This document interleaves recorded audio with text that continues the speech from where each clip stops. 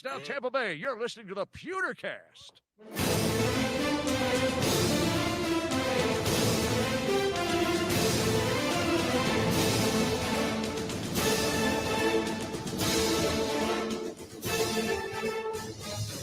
Welcome to the Pewtercast. I am Brent Allen, joined as always by my good friend Ren, bundled up because shiver me timbers, it's cold outside. Daxed.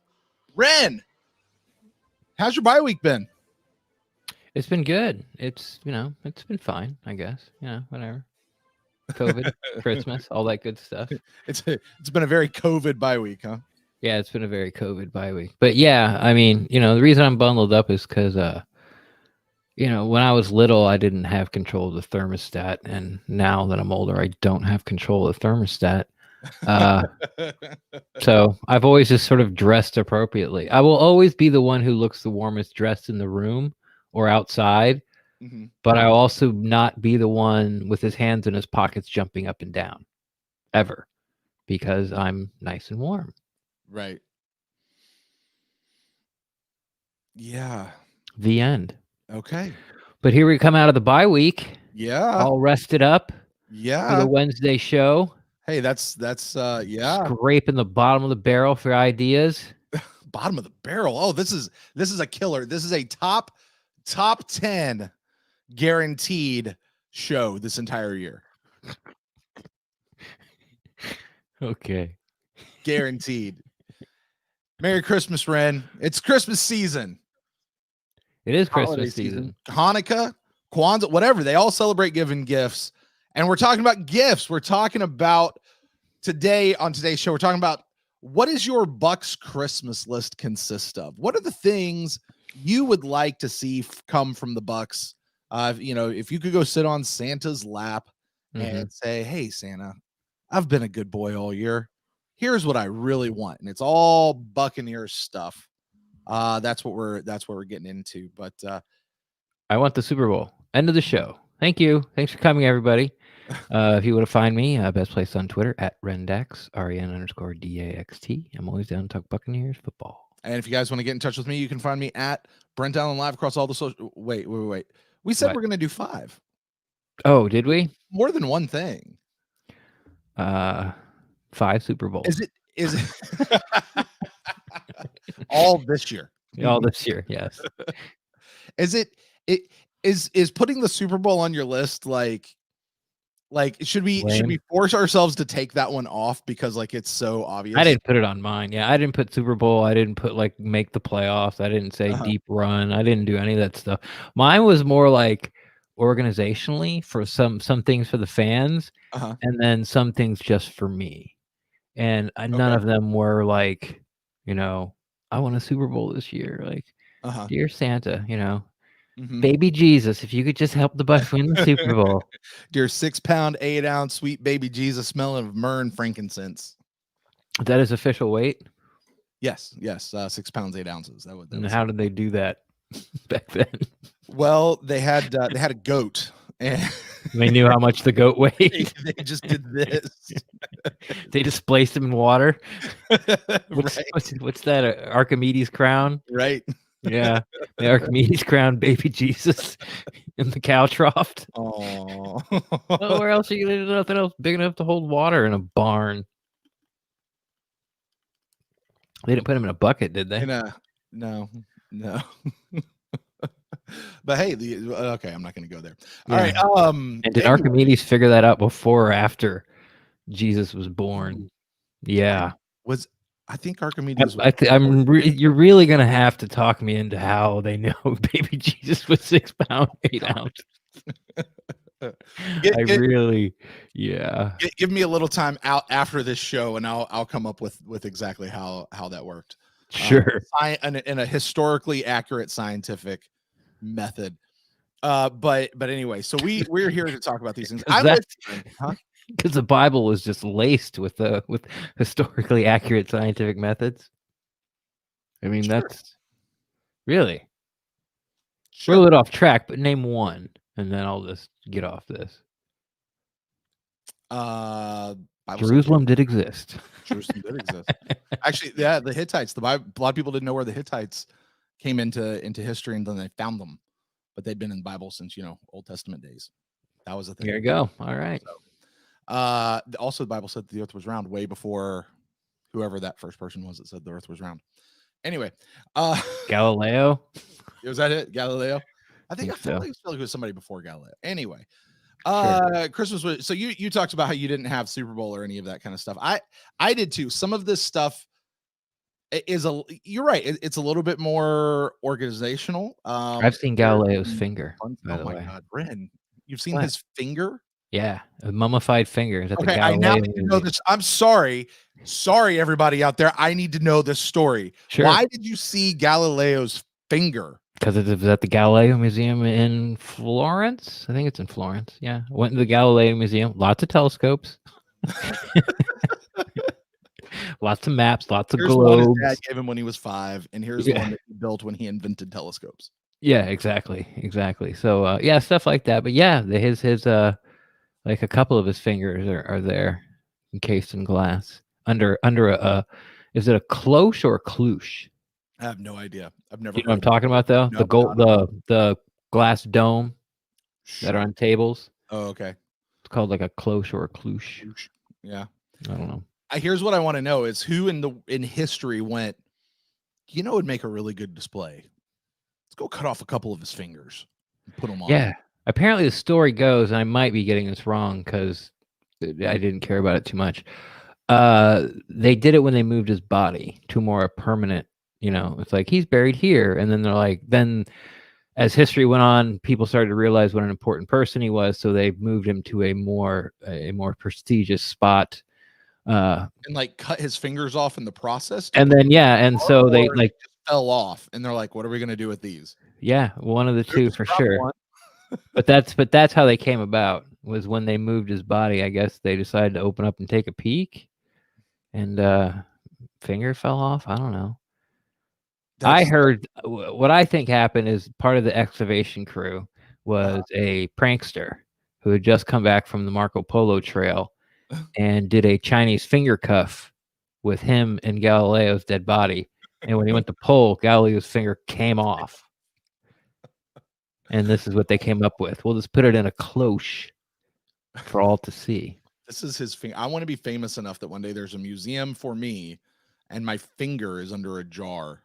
Yeah. Don't do that. That's just weird and gross. All right, let's get back to the topic. I'm watching our viewers. Hello to all of our viewers out there. I'm watching you guys go up and down. You're like, what the hell are you guys talking about? I'm getting out of here. But hello to all our viewers that are live with us at YouTube, at Facebook, at Periscope, at Twitter, or at our website, thepewtercast.live. Hello to all of you who are listening later on the podcast feed, especially if you're still listening after that whole rant that Ren and I just went through. Ren, you talked about kind of your criteria for this. Sure. And I was kind of just starting to say, like, mine's very much in the same vein. I took the Super Bowl and just sort of considered that like off limits, too easy. The pony. Yeah. Like I'm not, yes, we all want the Super Bowl. That's a given. Here are the other things that I want. And there's some organizational stuff. There's some stuff that concerns the Bucs, but doesn't concern the Bucs all at the same time. But you'll understand when we get there. And yeah, things moving forward. So Ren, with that, yeah, shall we sing a rendition of Jingle Bells before we move on? What's your go-to Christmas song? Like, well, not necessarily go-to, but like your favorite. Because sometimes when I feel like I say go-to, you might think like you're there with your wife and your kids and your family, and this might not be one that everyone likes. But when I think of Christmas, the first one that pops in my head is Christmas Vacations. Chris, literally what I was getting ready to say. Really? Yes. Yeah, I love that's a great song. The title of the song is Christmas Vacation by Mavis Staples, I think is her name. They have like Holiday Road was also one of my favorites still. Yeah. From the original Vacation. Mm-hmm. They've got some good songs, yeah. Yeah, Christmas Vacations. So I have two like what I call favorite Christmas songs that are equal to me. Yeah. And it's What Child Is This and Carol of the Bells. I love those two songs and I hold them in equal stature. There's a group from the 90s, a girls group called Point of Grace. and they did a medley of these two songs. Mm-hmm. And quite literally is probably the best version of both of those songs I've ever heard in my life. And they smushed them together. And so when you ask, like, if there's one song that's on my playlist every year, it's that song. Okay. Because I make a new like Christmas playlist every year, because that's what I do in this household. And that's one of the songs that's on there like every single year. All right. I'm also a big fan of the Christmas Can from a group called Straight No Chaser. It's hilarious. Okay. So, but yeah, I'm more mainstream. It's like that one and the Run DMC one, and the rest I don't really care about. Fair enough. Or the theme song to Die Hard. Ren, what's the one thing on your Christmas wish list this year not Buccaneers related? Like my real Christmas wish list? Yeah. I don't have one. Oh, okay. I'm like almost 50. I don't have a Christmas wish like it. Someone had to remind me it was my birthday this year. That is true. I remember that. Is it? Oh, okay. Oh, well, there you go. Cool. Right. What do you know? Well. Did I get something? Looking for a box that's wrapped in paper. Oh, there it is. Welcome to the Pewtercast. I'm Brent Allen, your host, joined as always by my good friend, the Grinch. Who's no, I don't make a Christmas list. I mean, I don't know. Like maybe I don't like. I get like I looked up the Procaster, the Roadcaster Pro. Roadcaster Pro, yeah. It's $600. Yeah. I'm like, screw that. I'm not doing that. Okay. No offense, everybody. I don't care enough to spend $600 and just so I could drop some noises in. I mean, you can do everything else with just a regular mixer. There's a lot else that goes to it. I will tell you this though. Sure. There's an item that has just been released in the podcasting world for anybody out there who's interested in this, called the Pod Track, the Zoom Pod Track. That is almost as good as the Roadcaster Pro, and it's like $200. Okay, that's better. I like it a lot. Yeah, it's a good mobile device. I like that. I like that device a whole lot. So, but I got to tell you, you're not going to, you're just not going to top the Roadcaster Pro because it's awesome. And I got to tell you, since we moved to the Roadcaster Pro over here, it has been a game changer for us. It's what has enabled us to do, honestly, as much as what we normally do. That along with some other things. So anyway, all right. Well, why don't we talk about the Buccaneers Christmas wish list, right? Sure. All this. Hey, look, we're 15 minutes in. All right, good. We've got at least enough for an episode. There we go. All right. Super Bowl. 2 more minutes and we're done. All right. Please find me we're done. At Rendex. All right. All right. Well, I can tell you're thrilled by it. So why don't you kick us off? What is? Do you want to? Are these in the bottom? Yeah. You have this in order. Okay. All right. So what is number 5 on your Christmas Buccaneers wish list? Reasonably priced concessions. Like they have, I hear Atlanta has really good prices. Exactly. It's like $1 for a Coke, $2 for a hot dog, $5 for a beer. Wow. Yeah. I think that's a great idea. Sure. Because when you pay $24.50 for 3 chicken nuggets, some fries, and a Coke, and the chicken tenders are just awful. Like the breading, there's more breading than chicken. The fries are barely cooked. It's really a slap in the face. And that's in the expensive place. That's where Brent sits, where there's 4 people to wait on you per person, per fan, So yeah, that's what I would like. I just think it's a good idea. Like, $12 for a beer is ridiculous. Like Cokes are like $6, like what's a hot dog? Like, well, yeah, I guess if you get the souvenir cup, it's like $12 or $13. $12 for a freaking Coke. But it's like refilled like all day. Like you can just keep refilling. Oh yeah, but that's what I want to do is drink 128 ounces of soda. Actually, and then you go back for a refill, and by the time you're done, you drink 680 ounces of soda. By the time you're done. Yeah, so I think that I thought that was cool when Atlanta did it, and I think it's one of those things, kind of like when the Rays down here will like all the tickets are $2. All the money that they lose for the dropping I don't know $20-$30 a ticket, they make up for in their concessions and in parking and for all those people. And I think the same thing would happen with the Bucs. Like when I go to games, I don't buy food. Like I don't buy something to drink. I mean, sometimes I break down and get a Coke, but that's it. And I'm kind of like, And it's not that, of course, it's not I can't afford $6. I just don't like. It's just the principle. Yeah. But if a Coke was $1 and a hot dog was $2, like I would like, I'd buy 2 or 3 Cokes, and I definitely would have 2 or 3 hot dogs. What would And be I a think reasonable price for beer at a stadium? $5. Okay. Just make it a 10-ounce beer. All right. 10-ounce beer, $5. That's what you get. Yeah, that's it. Fair enough. Yeah. What's your number 5? I like it. That's not- Oddly, not- it also has to do with the stadium. Oh, does it? It does. It has to do with the stadium. Uh-oh. So you mentioned the big fancy seats. I have club seats, and the club seats have this nice like cushy pad Mhm. on the seats, but and this really only affects big fat asses like myself. Okay, Mhm. but this is my Christmas wish list. The pads on the seats actually take up like quite a bit more room. So like, and I like when I go to sit in a seat up in the club section, like my knees are in the person in front of me's back. Yeah. And like the cup holders are so like wildly misplaced that it's not even funny. Yeah. Yeah, they are. It's like, oh, you didn't want your shins for the rest of your life, did you? Right. And sometimes it just gets to be a miserable, if you're in tight quarters, it's just miserable to sit, for me anyway, in those seats. And I'm sure other people sitting around me. The weird thing about it though is when I go down to like the lower bowl in the red seats where they don't have the padding and it's just the chair, The peasants. those seats are fine.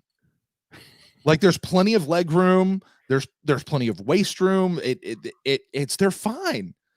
And that's what I want. Is I just want like those couple of inches of leg room back. That's all I want. You want a window seat in Tampa Stadium. Right, the emergency row seat. That's what I want. Yeah. Yeah. Oh, yeah. The emergency. I said Yeah. window. That's obviously what I meant. Was yeah. You want the emergency row seat. Right. Yeah. Right. So everybody in the chat room is going, playoffs. I just want the playoffs. The only thing I want is the playoffs. Yes, we do too. That's not on this list though, because it would just be that easy.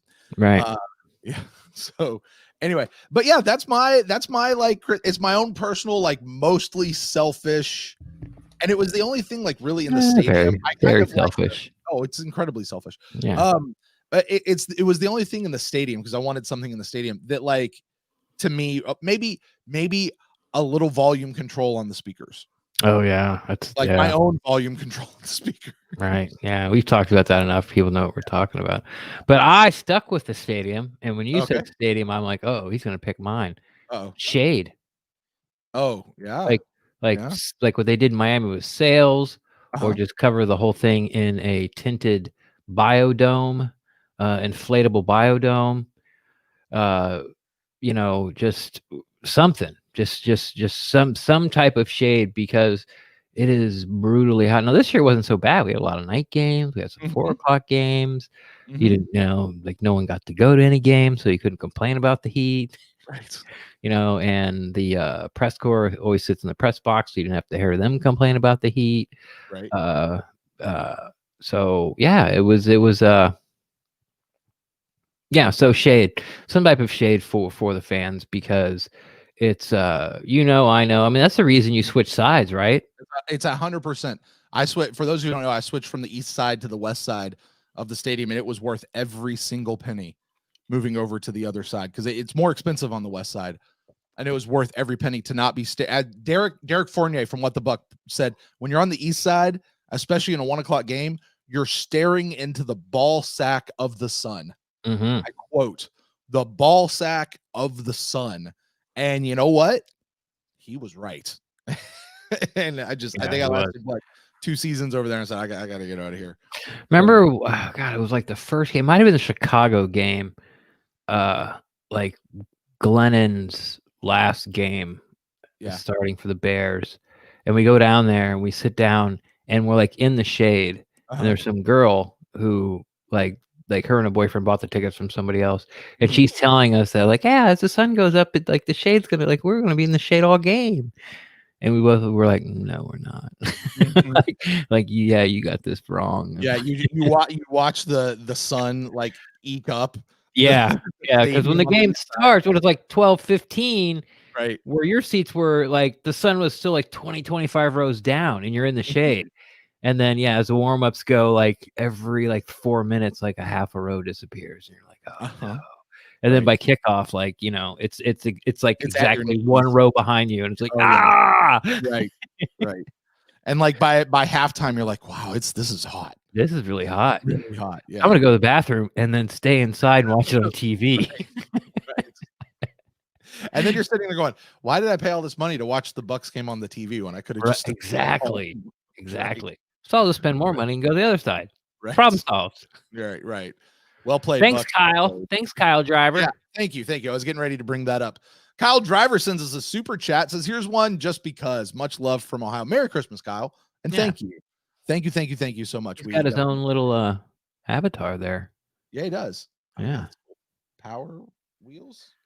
I don't know. Logo. The YouTube logo is covering up like the little side over there. Kyle Driver. Looks like a wrestling thing. That's cool. Oh, Kyle Driver. I get it. Yeah, it's his name. That's why I said he has his own little. Get it. I get it. All right. Well, my number 4. And this one is this is one of the, Ren, there's those things that like you don't give two flying rips about, but for whatever reason, like I somehow care about it. Like feelings. Sure. Yeah. I watched your guest on Real Bucs Talk. Oh yeah. And you're like, I kind of feel this way and I kind of feel that way. And I'm just like, oh God, I can barely get through this. Okay. I'm just giving an example of the feelings comment. Not everyone has a photographic memory. I realize that I'm the minority. I realize I'm in the wrong on this, but it still doesn't make it. It still doesn't make it untrue that I really don't care a lot about feelings. That's fine. But anyway, don't shame me for being broken, Brent. Ren, I love you. We've been friends for almost 5 years now, and we wouldn't be doing this if we weren't. So yeah, cheers to Ren. It's the chemistry, Ren. That's what it does. It makes the chemistry work. Yeah. You're not going to talk about leadership, are you? No, I'm not. Okay. No, but I do want to talk about Mike Evans. All right. On my Buccaneers Christmas wish list, I want Mike Evans to get 1,000 yards this season. Oh, I do too. Because I want Mike Evans to get that stinking record and hold it.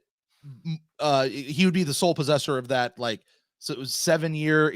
He'd be the only player in NFL history to spend his over 1,000 yards for his first 7 years in the league.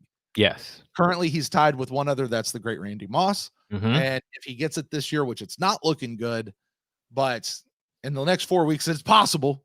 He doesn't even need 100 yards in the next 4 weeks. It's like 97 yards or something like that, and he'll do it.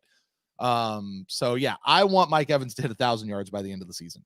Let me ask you, do those records apply? Like, does it keep counting if it goes into the playoffs, or do they just call it at the end of the regular season? I think it's just a regular season. Just a regular season. Yeah. Football kind of gets like into baseball in the playoffs. Like, baseball, there's just so many stats and so many, like, it's like this pitcher's never lost on a Friday while at home wearing the road unis during a day game. Right. When the first batter's a left-hander and he throws a strike. Never lost. And it's like, okay. How many losses do you have? 300. Okay. So that doesn't come up a lot then. Uh-huh. So I kind of feel like, when you get into those things, like this is a regular season. This is a full season. This is like an all-time. So I don't know. I just think it should be broken down to regular season and playoffs. And I don't think the playoffs should count as an all-time because a lot of great players don't get to make the playoffs and it's not their fault, obviously. So that's how I would do it. Like when you're doing a Hall of Fame numbers, right? It'd be, these are your regular season numbers and these are your playoff numbers. Owning playoff records is important, but be able to stack on those playoff records to your regular season to make an all-time thing. It's not fair. I mean, Tom Brady's been to how many he's played like 30, 40 playoff games. Right. It's that many extra games a year. Yeah. Yeah. So when you do it year after year after year, you're getting an extra 2 2 seasons worth of stats Mhm. to pile on, and then try to put up head to somebody else. And I just don't find it fair. But so that's to answer your question. I think the Mike Evans one is just for the regular season. All right, there you go. What's your number 3? What else you got on your list? Dinner date with Dominican Sue. A dinner date with Ndamukong Suh. Yeah, not so much the date. I know you've become a big fan of Ndamukong Suh here. I like Dominican Sue, the person. I like him as a football player, but I like him as a person more. I just find him really interesting. I think he can talk on any subject. They're just those people that you just really enjoy talking to, no matter what. You know what I mean? You don't see someone, like you don't see him for like 2 years, 2.5 years, and you pick up right where you left off, and you never really kind of want the conversation to end, but life gets in the way and all that kind of stuff. So, but I would love that, just like me and Dom can go out to dinner, and I picked dinner because he's a big foodie, he's a big wine head. We can talk about that. Just sit there and just have, not necessarily a date, but just go to dinner, Dominican Sue, and sit down, shoot the breeze, chit chat, see where the evening takes us. Maybe we'll end up in Guatemala, racing iguanas on the beach.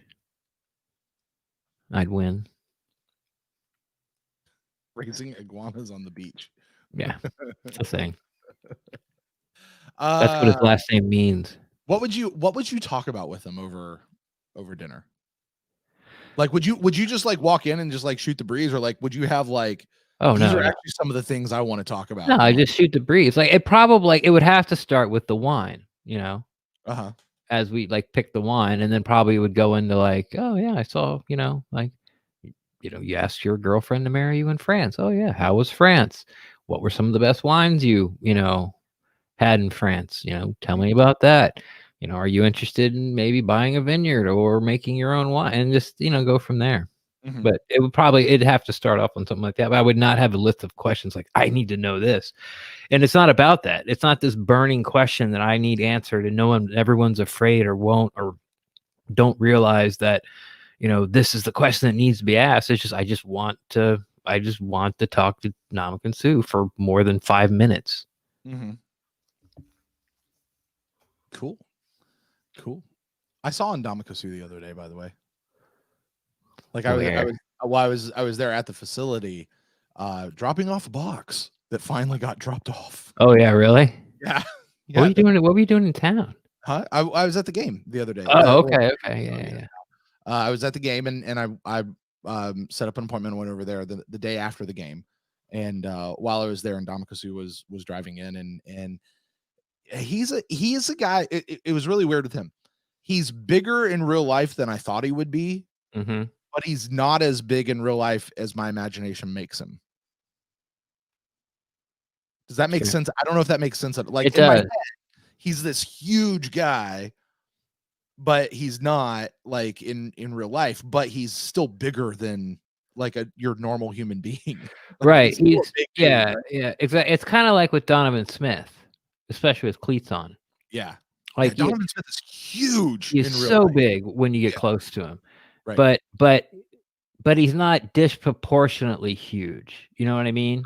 Right. He just looks like, if he was next to people like as tall as him, he would just kind of be, just a little more cushion for the pushing around the belly area. But he doesn't look like normally large, like a sumo wrestler. You know what I mean? And I think that's what Ndamukong Suh is.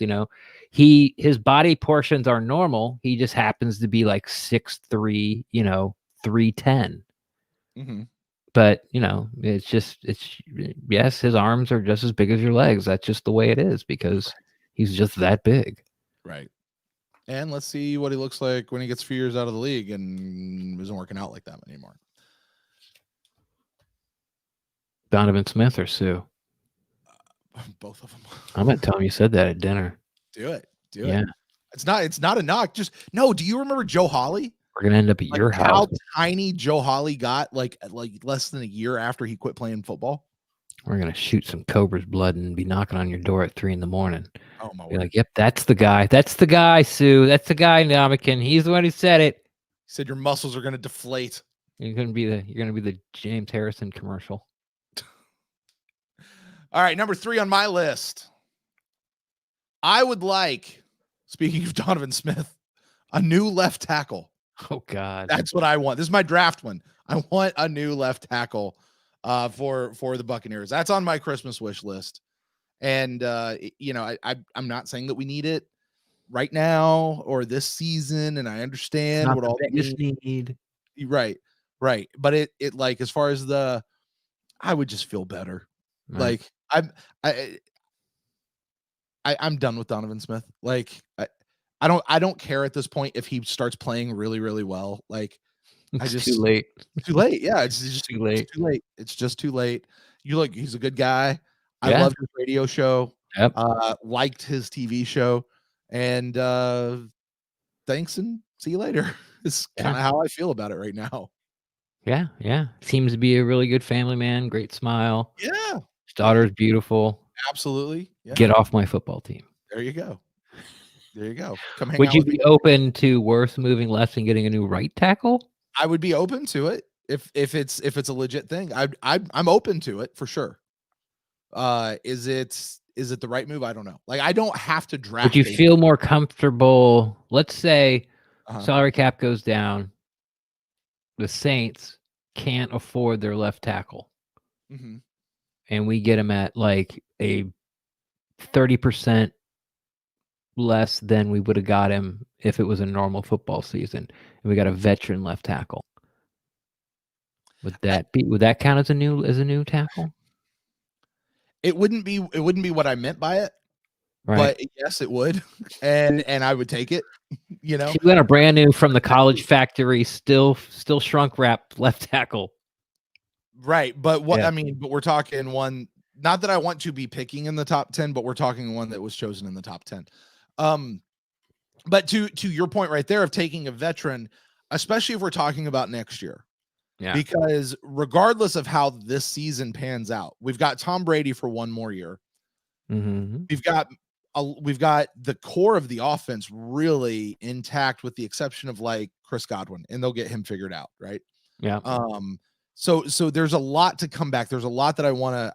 We got to keep think of a going. nickname for Chris Godwin because of the pins in his hand that he just got taken out. Oh, sure. Pinhead, pinhand, no. Pin finger. Pin finger. Be That's pin good. no more is what it'd be. But to bring somebody who is a veteran who knows what they're doing, and I don't mean a veteran like just an old guy who's played in the league, but like a guy who actually is good at their job.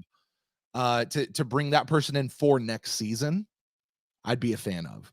Mm-hmm. Because honestly, I anticipate next season to be even better than this one. However this one shakes out, Right. I anticipate next season to be even better. So having that there, yeah.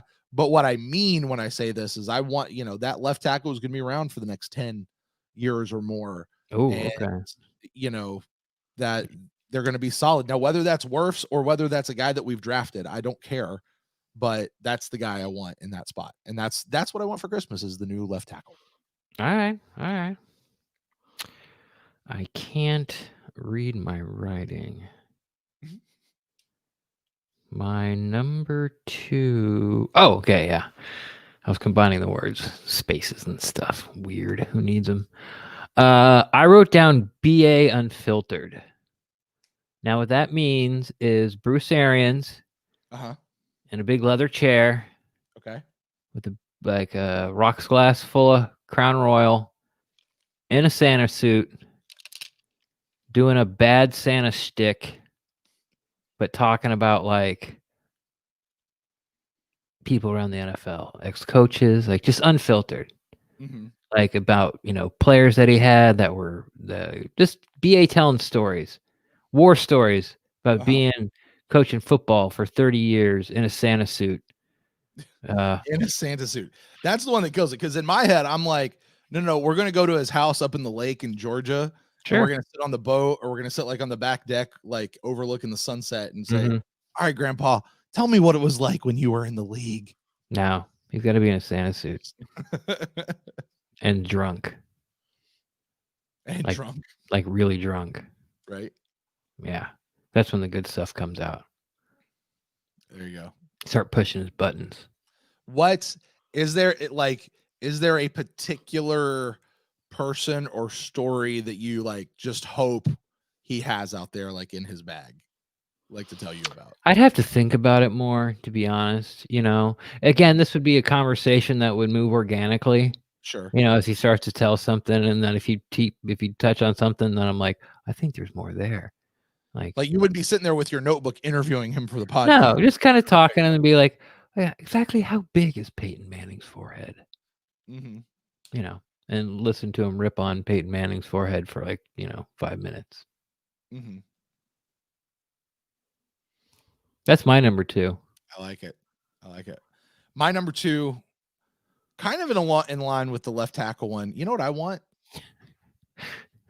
I want to know who the QB of the future is. I want the QB of the future. That's who I want. And I want them here for at least this last year of Tom Brady's career. It's what I really wanted when we were going into contract negotiations and I remember saying that, like, I want the QB who's going to be around for a long time. I don't want this 1 or 2 year rental unless it was going to be Tom Brady or this was going to be the one that's going to take us to the Super Bowl right now and then we'd figure it out. But I would really like to have whomever that heir apparent is, whether it's Josh Rosen or somebody that they draft or whomever, because I don't think it's Blaine Gabbert and I don't think it's Ryan Griffin. No. It's going to be one of these two. It's either Josh Rosen or a new guy. So I want that person, whoever that is, to be on this team and quarterback of the future. Yeah. I like a little stability. Yeah. A little Roth IRA in the quarterback position room. Yeah. So we can enter the golden age of Buccaneers football. We're on the verge, Ren. The president. I want you to have that last quarterback you'll ever have as a Buccaneers fan. That's what I want. Right. Last one before I die. Right. That's the one I want for you, buddy. Yeah, we tried that. It didn't work. Oh well. Number 1 for me. All right. I want the Buccaneers once a month to give Buccaneers content creators a press conference with either BA or I think it should be a half-hour presser, and you could do it with 2 or 3 people, but they have to stay there. Like if it's 2 people, you have to stay there for 15 minutes or until they run out of questions. And if it's 3 people, you have to stay there 10 minutes until everyone runs out of questions. Just once a month, Mm-hmm. And it could be would that be anyone who's a content creator, or like would there be like benchmarks, like you have to have been doing it for so long or have such and such a like how, or would you just open it up? I think it should be open. I think it should be open to everyone. But like if you pay close enough attention to the press conferences, the Zoom calls, certain people get certain things over others. Sure. You know what I mean? So like it goes Stroud, Allman, and then either Peter Reporter, Jenna, then it goes Ira, then it goes Stroud again. Like Isbitz never gets called on twice. Sarah Walsh and Kevin O'Donnell. He's from 13. Like they always like. Once everyone else is done talking and asked their 2 questions, which is actually 4 questions. Actually, they've kind of stopped that, to be honest. Have they? Well, some people can, some people can't. Yeah. They'll get them in as like the last 2 type of deal. Mm-hmm. So I think that would be sort of the same way that would go for the content creators. They would have sort of their list of people who get to go first. And then, if the ones that through no fault of their own were near the bottom of their list, if they kept hanging around and kept showing up, and then when they get their chance to ask a question, they, didn't say something stupid, like, hey, BA, can we get you in a Santa suit, drinking some scotch and or whiskey, talking about Peyton Manning's forehead. Right. As long as you didn't do that, then then you kind of move up the ladder, and that's just the way it works. But I think it should be open for everybody. Are you telling me that there's like an unspoken hierarchy of the media people within even the Bucs' own PR department? Yeah, I mean, I'm not telling you. Well, I guess I am, but I mean, It's a fact. Period. Surprise. Yeah. Just color me surprised. Yeah. It's like, It's what? Yeah. right. All right. My number one thing on my Buccaneers Christmas wish list, and I think all Buccaneers fans would agree with me on this. A Super Bowl. No. Is this year, I would like, and I wish Santa would bring us, for the Saints to completely fall flat on their face and somehow for Sean Payton to just be gone. At this point, I don't care why he's gone. Spontaneous combustion, public scandal. Would you be okay with like a car accident? This is not me. That would be Santa. So it's on him. I'm just telling you to get it done, Santa. I don't wish harm or injury or death upon anyone. But listen to the words, Santa. Just get it done. At the end of the day, I don't need to know the details, Santa. I want Drew Brees. I want Sean Payton gone, and he can take with him Cam Jordan for all I care. Yeah, and Michael Thomas. You can take those guys and get out of here. I don't ever want to see you. I don't want to hear from you again. I want you gone, and I want the Saints to fall completely flat on their face. And that's what I want for Christmas. Michael Thomas looks like a 16th century monarch, like a portrait of something you'd find in Florence, like in the Borghese Museum. Give him one of them collars and bleach him out and give him a goofy haircut. Right. Like that's what Michael Thomas looks like. He's a very odd looking man. I know exactly what you're saying, and you're not wrong. He's got like the Pippin, like the Scottie Pippen look. Right. Oh, yeah. That's a good comparison. Yeah. That's a real good comparison. Yeah. He's very smooth for some reason. You mean flat? Not a lot of angles on that man. So right. You have cheekbones somewhere, right? All right. Well, that's our Christmas wish list, Ren. That's it. And should we add in there Super Bowl? Nah. All right. Hey, let me ask you a question. Real question about the Super Bowl. Sure. Okay. I don't know if you and I have had this conversation, or if it's actually been like live, like on air. Let's project and just play the what if game. If the Buccaneers win the Super Bowl this year or next. Okay. Yeah. And then everything blows up. Like Mike Evans goes away. What? Brady's gone. New coaching staff. Like because you just everything just press the reset button. Explode the whole thing. You have to rebuild. And the Bucs go on another 20-year bad season. Yeah. Would you take the 20-year segments of bad seasons if they were interrupted by a Super Bowl season? No. Here and there? No. No, because that means you've done something really wrong. I mean, it took a little longer for Jason Light to get this ship turned around, but I don't think it's his fault. I think a lot of it, Levy Smith's coaching staff was abysmal. Dirk Cutter's, some places on his coaching staff, very important places, were abysmal. And then we get, BA in here and his coaching staff. All of a sudden, everyone on the offensive line is trending up. All of a sudden the defensive backs can at least, cover. Like they're living up to their draft spots. Like all of a sudden everyone's living up to their potential. Like who has been a disappointment since BA got here? Like who has gone down? And I'm talking about players that were here before. Yeah. I still want to say OJ Howard, but I'm going to put a caveat in there. You just can't say healthy. Yes, because he can't say healthy, but also look, he had a bad season last year with Jalen. He did. And his season this year was cut way too short to even begin to know what he was going to do this season. Oh God, he was going to dominate. Yeah. So all those throws to Gronk were going to Howard. Yeah. And they probably more some. Yeah. Yeah. Would AB be here, you think, if OJ was still healthy? Probably. I'm still, waiting to see how Tom's turning Antonio Brown into the poster boy for TB12. Okay. Like, this is so good, it'll even chemically balance your brain. It'll heal CTE. Turn you non-crazy. And your feet won't get frostbite. I still think there's something there to that. Down the road as Tom Brady, is looking to TB12 where he can, sort of tout Antonio Brown.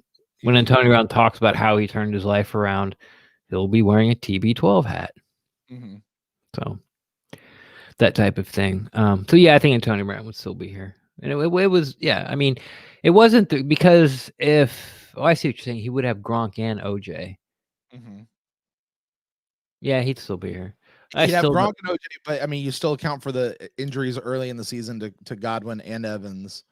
And Chicago game we were throwing to Mickens and Watson and Tanner Hudson was out there, and and I think you can win some games with those guys, but again, like I thought Jameis was slow to sort of find chemistry with his receivers.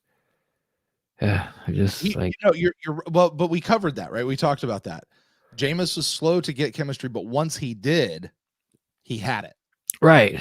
That was the thing, and he never got it with Deshaun, and we talked about that a lot with that. But like with Mike, however long it took him to get it, with Cam Brate, however long it took him to get it, once he had it, it never really fell off. No, and he never had it with OJ. He just didn't. Yeah. But the reason I was saying that was because like I still don't feel like Tom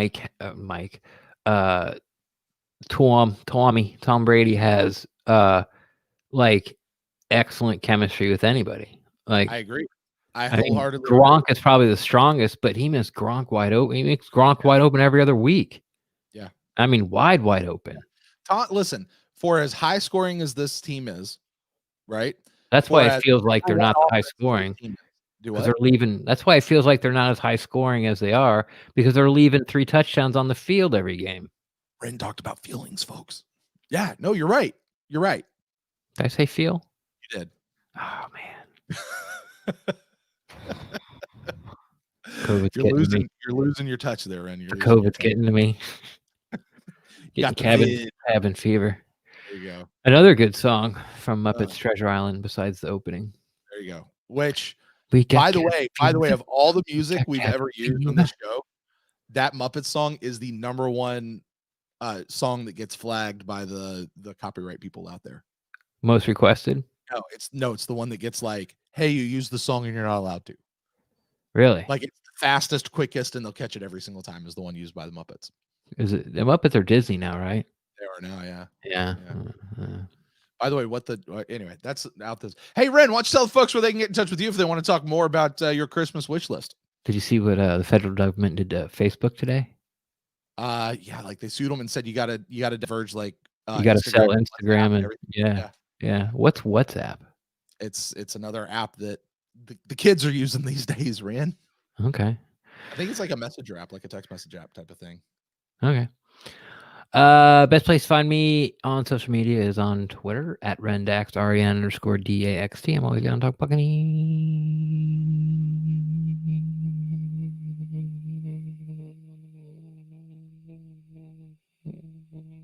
football. It's been a while since you've done that. It has. Should I pull out the laser guns too? Yeah. Pew pew. Oh wait, not high enough. Wait, camera's moved. I don't know where I'm at. Pew pew. Buccaneers, pew pew football. When are you gonna open up the slide again, Ren? The slide? Yeah, when are you gonna open that thing back up? Oh, slide my DMs? Slide into your DM. Yeah, we'll see. If you guys want to get in touch with me, find me at Brent Allen Live across all the social medias, and the show is at the Pewtercast on Twitter, Facebook, and Instagram. At least for now. Depends on, I guess, what happens to that. And you guys can email us to thepewtercast@gmail.com. Send us in. I would love to know what is on your Buccaneers Christmas wish list. Was it anywhere near what Brendan and I had, or did you have your own set of things? Remember, Super Bowl do not want to know. I do. Brent does. Yeah. You guys, hey, listen, make sure you join us on Friday. Brendan and I will be back actually talking about what's going on with Buccaneers this week with Buck in the News. And we'll be taking a look at this upcoming Vikings game this weekend. And then don't forget to join us Sunday night after the football game. 000s, we go live. You guys can call in and talk to us about your thoughts on the game, fresh off the game. And yeah, we'll talk to you guys then. So that's going to do it for us, Ren. Until next time, guys, go Bucs. Amazon, you're next.